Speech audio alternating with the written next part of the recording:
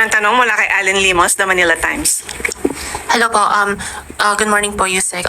After the Philippines submitted the official nautical chart of Bajo de Masinloc at the UN Secretary, China over the weekend po released a statement condemning the PH baseline of territories, saying that the Philippines violated the UNCLOS po. Now, I understand that the President previously said na ang approach po natin dito is diplomatic and legal. Now, will we still push for this kind of approach given that even China itself doesn't recognize this legality po? Tayo lamang, ang Pangulo at ang administrasyon ay tumutupad kung ano ang sinasabi ng ating batas, kung ano ang sinasabi ng UNCLOS, at kung ano ang nasabi na sa arbitral ruling. Hindi tayo lalagpas dyan, hindi tayo mang-aangkin ng teritoryo ng anumang karapatan ng iba. Ang ipinaglalaban lang ng ating pamahalaan ay kung ano ang nasa atin, kung ano ang sinasabi ng batas, kung ano ang sinasabi ng arbitral ruling at ng UNCLOS. Shifting gears lang din po, a separate question po. Yung sa Alliance of Health Workers po, they released a statement saying that the President did not provide them their legal benefits po. I think it was 7,000 pesos of delayed benefits and performance-based bonuses po. Delayed po since 2021. Ano po yung reaction po natin dito? Bakit po siya na-delay? Okay, in 2021, of course, hindi pa po ito sakop ni Pangulo Marcos Jr. Pero sa ngayon po, ito po ay inaayos po at may issue lamang po ng kaunti sa COA na kung saan ang DOH po ngayon ay nagpadala na po ng sulat sa DBM para sa mga clarification patungkol sa issues dahil nandoon po ang mga issue tungkol sa mga yung medical allowance involving the verification ng disbursement modes tulad ng direct HMO provider engagement or cash reimbursement, eligibility coverage or documentary attachments. So ito yung mga issues na kinakailangang marisolba. Pero sa mga kababayan po natin na kayo naman po talaga ay benepisyaryo, makakaasa po kayo at inaayos lamang po ang mga issues para liwanagin po ito sa DBM. So wala pa pong specific date kung kailan po may-release? Wala pa po dahil sa ngayon po ay kinaklarify po lahat ng mga issues na ibinato po rin ng COA. Okay. Sunod na tanong mula kay Tristan Nadalo, Newswatch Plus. Hi, Yusek. Good morning po. Si Defense Secretary Gibo Teodoro said elected officials who side with China's position on the West Philippine Sea should consider resigning because they swore to uphold the Constitution, Philippine laws, and the country's 2016 arbitral victory.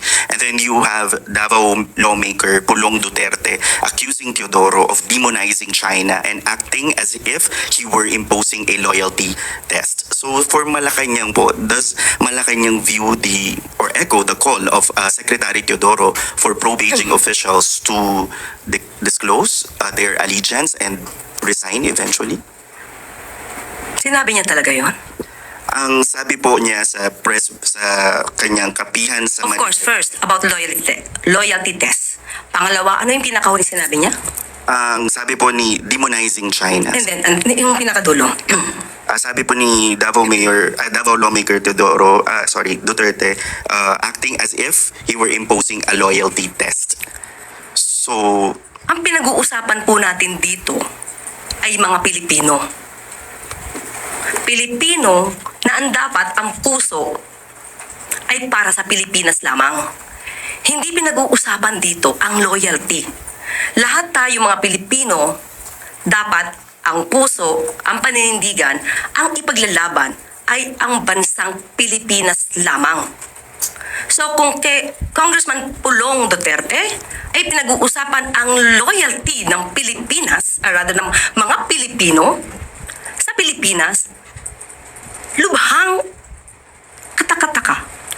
Very alarming para sa isang katulad niya na mambabatas na lubhang para nagpapakita na ang kanyang loyalty ay hindi solido sa Pilipinas.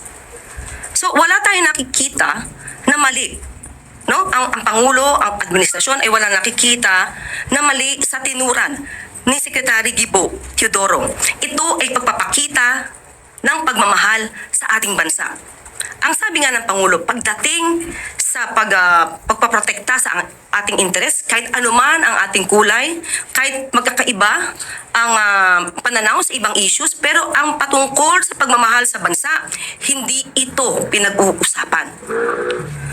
Huwag nating ang mga issues patungkol sa maging magandang relasyon sa bansang China ay iba sa issue ng pagprotekta sa ating interes. Totoo na meron tayong magandang relasyon sa China patungkol sa trade, investment, negosyo. Hindi yan usapin. So hindi pwedeng pagsamahin ang pagnenegosyo, magandang relasyon sa China sa pagpoprotekta sa interes ng Pilipinas. So ano po ang mensahe niyo, ma'am, to elected officials who might be echoing China's narrative as observed by defense officials? Mas maganda po siguro talaga kung kayo po ay nagpapakita ng katulad ng pananaw ni Congressman Pulong Duterte. Mas magandang lumatad na sila para makita natin kung sino ba talaga ang totoong nagmamahal sa bansang Pilipinas. Follow up, still on China, ma'am. Over the weekend, nilabas po ng China yung implementing rules for its nature reserve in Scarborough Shoal because last year, or in recent months, naglabas po sila ng white paper on Scarborough Shoal. The rules indicate establishing routine patrols, legal penalties for violators, and requiring prior approval before activities are allowed into the nature reserve. How concerning is this for the Philippine government? Batas nila yan, pero meron tayong sariling batas. Batas natin na pwede ning ipatupad. At ang batas natin ay naaayon sa UNCLOS, sa sarili nating batas, sa sarili nating pagkilala, pati na rin ang arbitral ruling. So wala tayong nilalabag na anumang batas at wala tayong inaangking anumang teritoryo.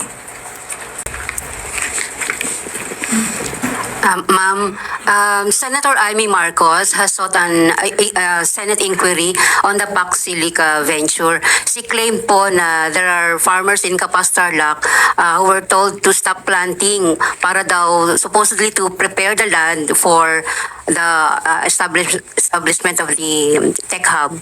What's the reaction of the palace on this matter po? Hindi naman napipigil si Senator Amy sa kanyang mga gusto. At siguro mas maganda po na malaman niya kasi ang pinag-usapan dito ay mga farmers. Since 2019 po, 2019 pa, during the 2019 SEA Games, nagkaroon na po ng tinatawag nating buildable areas.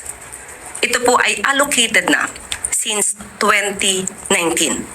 So, sa lugar na ito, ay dapat wala ng farmers dahil ito po nga ay na-approve na bilang buildable zones.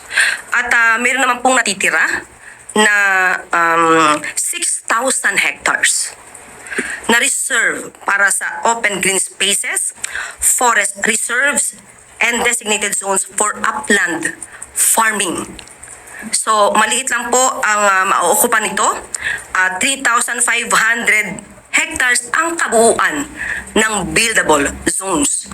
At doon po, maaaring ilagay itong proyekto regarding Pac Silica.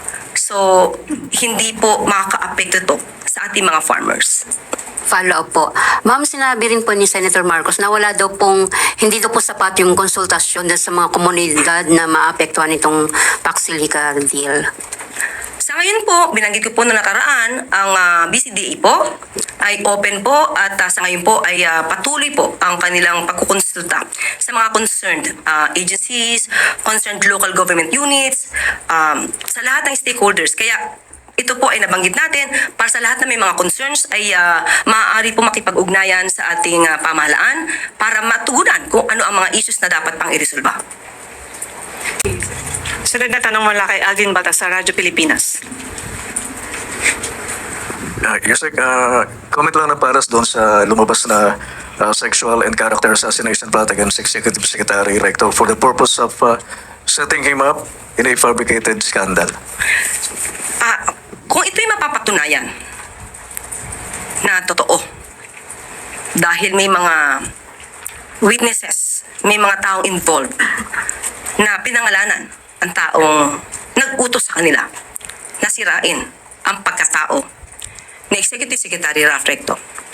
Ito ay isang karimari-marim, hindi katanggap-tanggap, hindi makatao, makasarili, power-hungry, gawaing paggawa ng intriga, pagplanta ng ebidensya. Diyan ba sila sanay? Diyan ba sila eksperto? Ito yung iniiwasan ng pamahalaan. Kaya nga meron tayong tinatawag na due process. Proseso ang pinapatupad ng pamahalaan, ng administrasyon ni Pangulong Marcos Jr. Ayaw natin yung naranasan natin nung nakaraang administrasyon. Pero pilit pa rin nilang ginagawa sa ngayon. Hindi ito unang beses. Madami na tayong nakita, marami na tayong naobserbahan na yung ibang mga inilalatag nilang mga di umanong testigo ay gawa-gawa lamang. Sino ngayon ang nagpapagulo sa bansang ito? Sinabi ng Vice Presidente na ang bansa natin ay in chaos. Sino ang gumagawa ng gulo sa bansa natin? Definitely, hindi ang Pangulong Marcos Jr. Sino ang mga kaalyadong tinuturo na gumawa nito? Ito ba ang ugali na ipamamana natin sa ating mga kabataang Pilipino? Hindi dapat ganito nakikita ang karahasan, paggawa ng kwento, paninira. Napakarampanta ng ginagawa nila. At ito ay nakakasira sa gobyerno, nakakasira sa isipan ng ating mga kabataan.